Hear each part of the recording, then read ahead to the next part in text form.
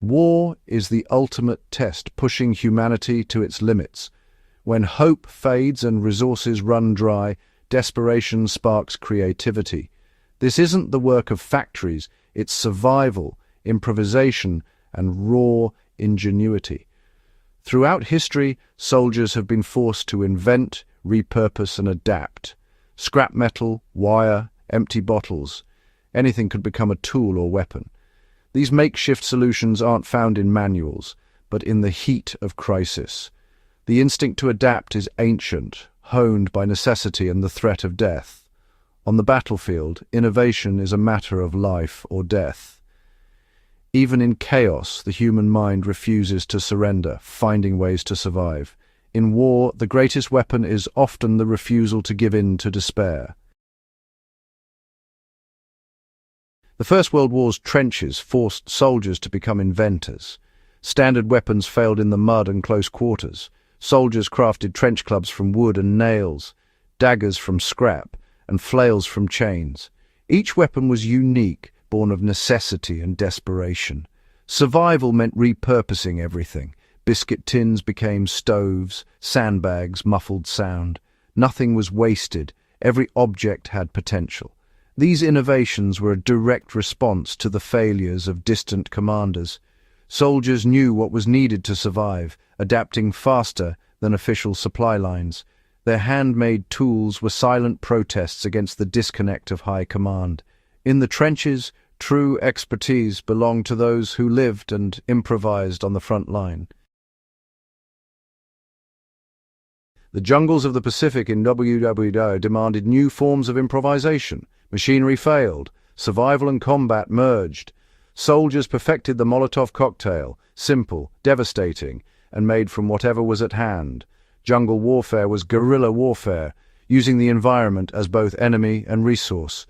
Troops learned from locals, building shelters from bamboo, catching food with vine snares. Every item was multifunctional. A poncho became a roof, a mess, tin, a water purifier. Disease, starvation, and the jungle itself were as deadly as the enemy. Adaptation was everything. Those who survived developed a jungle sense. Reading the environment became second nature. In the jungle, the mind was the most vital survival tool. Improvisation was the difference between life and death. The Cold War shifted the battlefield to the world of espionage. Spies needed to blend in, turning ordinary objects into tools of survival. Fountain pens became pistols, umbrellas fired poison pellets, lipstick tubes hid cameras. The art of tradecraft was seeing the hidden potential in everything. Park benches became dead drops, newspapers became signals. Spies lived in a constant state of dual perception, overt and covert. Their greatest improvisation was their own cover identity. Escape tools were hidden in belt buckles and buttons. Success depended on intellectual agility and the ability to improvise under pressure. In espionage, thinking one step ahead was the only way to survive. Strip away the context, and improvisation is humanity's oldest survival skill. From the first sharpened rock to the modern jury-rigged radio, it's our golden thread. The lost hiker, the sailor, the mountaineer, all channel the same creative impulse as the soldier. Both war and wilderness demand immediate, practical solutions. Creation under duress is an affirmation of agency and control. A trench club or a snare trap is more than a tool. It's proof of a mind refusing to be passive. This creativity is a vital source of morale and hope. Wartime improvisation is about the enduring strength of the human spirit.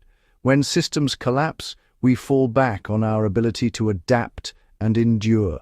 This is the legacy of survivors everywhere, a testament to the unbreakable improvisational core of humanity.